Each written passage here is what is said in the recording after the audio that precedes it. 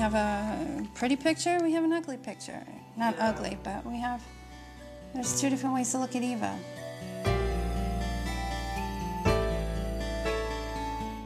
Eva.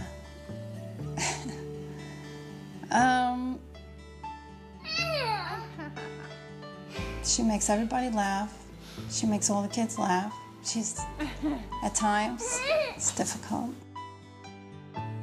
When Eva was born, she was a typical baby. Bye. And it all turned about when she was 18 months old. She was crawling, she was sitting up, she reached all her milestones that she was supposed to. And then at 18 months, it all turned around and went downhill. We found out that Eva was diagnosed with Rett syndrome about 2 years ago. The early symptoms of Rett syndrome for Eva was hand-wringing, hyperventilation. She had some vocabulary. She used to say bus stop and apple juice, and then those two words disappeared and never came back. In 2009, we started the EVA Fini Fund in order to help raise money towards research. And we chose Rett Syndrome Research Trust because they are the leaders when it comes to funneling money towards the researchers. So my daughter was diagnosed in 1998. She was 2 years old at the time. It was a blow. It was shocking to find out she had this very debilitating disorder, lifetime disorder, that was going to render her, unable to walk, talk, use her hands. But then the second blow came when I started to ask some questions and find out how many people were researching this, how was the research going, was there any prospects of treatments or cures, and there was not much research going on at all, and a handful of labs in total around the world. That was equally shocking.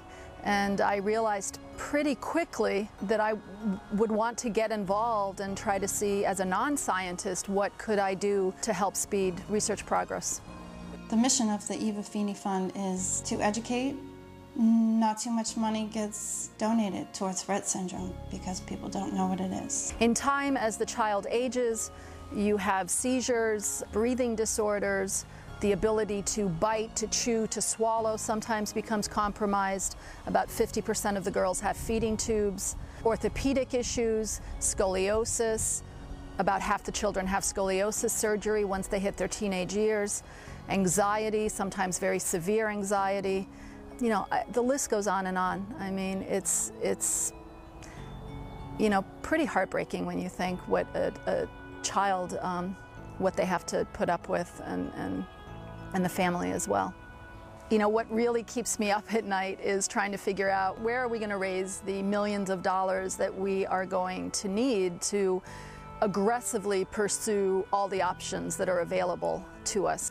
The only option we have right now for Eva to communicate is with buttons. She pushes "I want to eat" button, she pushes "I want to go potty" button, or she pushes "I want to drink." The computer system's gonna make her interested in external device and preparation for a communication device.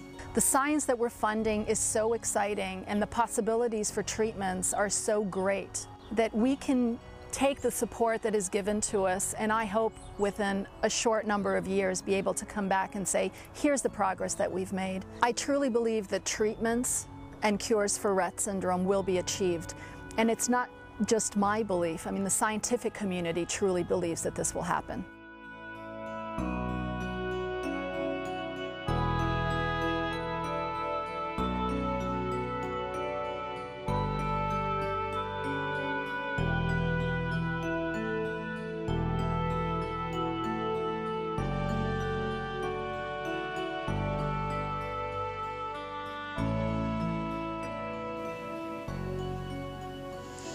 Someday, there's going to be a medication available, and Eva's going to be able to speak, and she's not going to be hyperventilating, and she's not going to be obsessed with her hands folded together all the time. In 15 years, she's going to be playing the violin.